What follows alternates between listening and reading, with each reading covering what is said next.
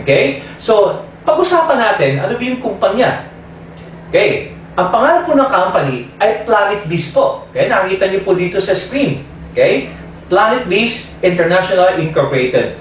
Actually, is an e-marketing system and product distribution expert.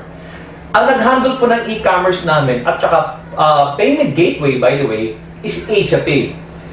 Maybe you're not quite familiar with AsiaPay, but AsiaPay is the leading e-commerce company right now worldwide and also the leading payment gateway, okay, worldwide. In other words, they handle all the major accounts of all the major banks in Asia. Also, they handle all the major airline accounts.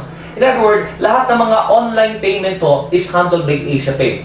In the Philippines, they're the one handling BDO. Lahat ng online payment ng BDO, they're the one handling smart communication and avoid this group of companies. In fact, recently right now, or even LaSalle, Ateneo, yung mga tuition fee online, they're the one handling their account. In fact, the latest right now, the SM group of companies, AsiaPay is the one handling for their online payment account right now. And of course, PlanetBiz was able to link with AsiaPay.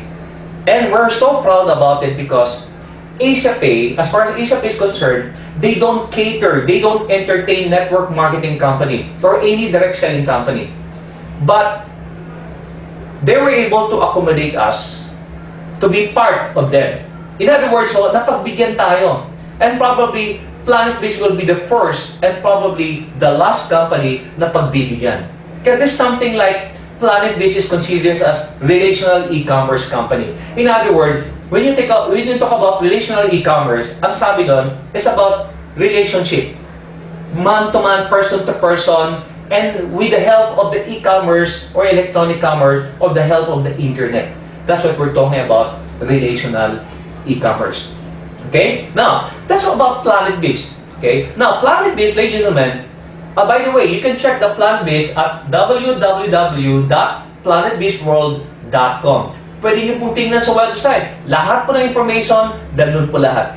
By the way, ang tanong, naka-registered ba tayo sa SEC? Of course, naka-registered tayo. Meron po tayong registration by Security Exchange Commission. At nakita nyo po, ito po yung mga certificate. Medyo kung malaking TV nyo, makikita nyo po ng buong buya, but at least nakita nyo yung certificate ko. Okay? Now, next is, nagpe-pre-launch pa lang ho kami. Yun pong good news, pre-launch pa lang ho. Okay? Ibig sabihin ho, sa Pilipinas, pre-launch at sa global market, pre-launch pa lang mo tayo. Mamaya, ikwento ko po live sa inyo habang nag-explain ko po